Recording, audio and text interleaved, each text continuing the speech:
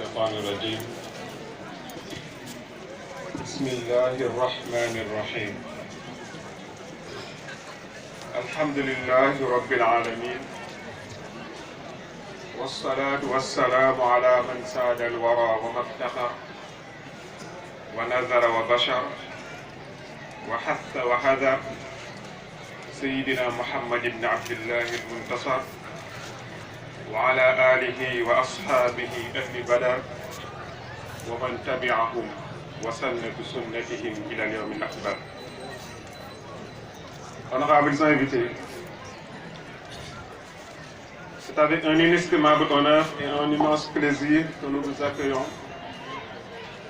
Vous adressons avec toute l'estime et la considération requise nos respectueuses salutations et vous souhaitons chaleureusement la bienvenue.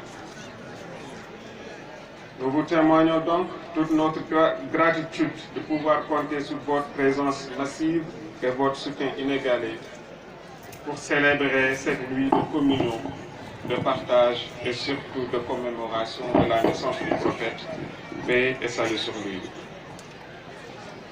Cette rencontre, chers invités, est une nouvelle opportunité qui nous permet non seulement de nous remémorer la vie et l'œuvre de notre cher bien-aimé, mais également d'évoquer un phénomène qui, de plus en plus, rythme notre vie quotidienne et dont l'utilisation nous interpelle tous. Il s'agit là des réseaux sociaux. Les réseaux sociaux sont des espaces de dialogue et de partage d'informations mettant en contact des personnes généralement de zones distinctes dans l'optique de leur permettre d'échanger sur leur vie privée et ou professionnelle. Les plus prisés parmi ceux-ci sont Instagram, Twitter, Facebook et bien sûr WhatsApp.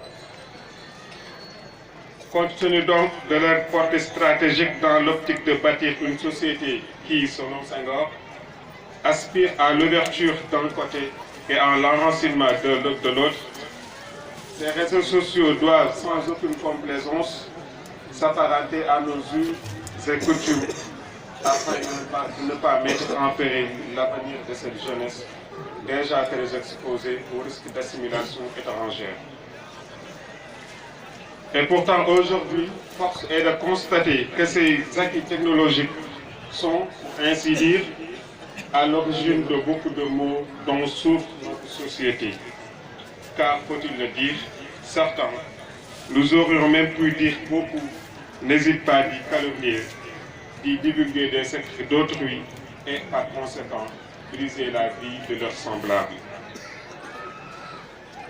D'autres y consacrent plus de temps qu'ils s'acquittent de leurs obligations quotidiennes. Et de nombreuses études à travers le monde ont montré qu'à force de se cramponner à ces réseaux sociaux, l'individu finit par en dépendre entièrement et, à la longue, devenir un être asocial, perdant tout contact avec l'environnement social au sein duquel il évolue. Cependant, une mauvaise utilisation de ces réseaux sociaux ne doit en aucun cas être un argument assez solide pour les dénigrer. En effet, nombreux sont ceux qui, malgré la menace et le danger que peuvent constituer ces réseaux sociaux, arrivent à en tirer profit et les utilisent en bon escient.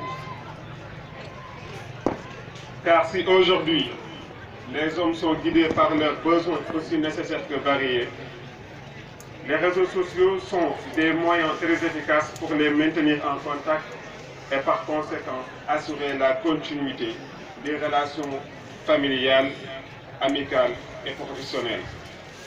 Par ailleurs, ils sont nombreux ces jeunes qui, conscients des enjeux cruciaux du moment, les transforment en de véritables écoles où se dispensent des cours de morale, de religion, etc.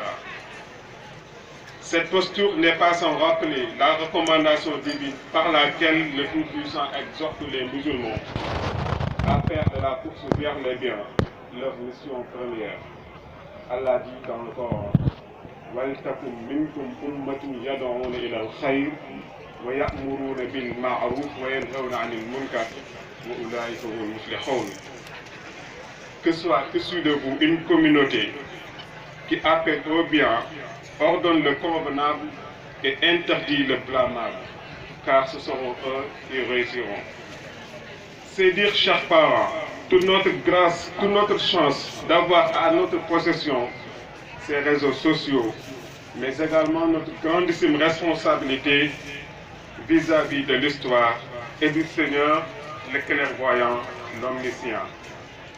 Ainsi, par devoir moral, nous invitons chacune et chacun à une utilisation plus responsable et plus saine de ces réseaux sociaux pour préserver cette belle renommée dans notre cher pays, tant chanté et envié de tous.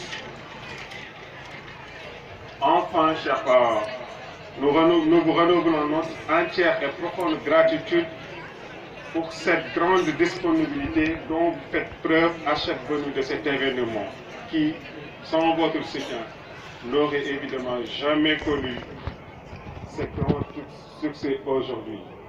Nous vous en remercions grandement et vous souhaitons une belle fin. Merci et bon vent. Merci à la prochaine fois.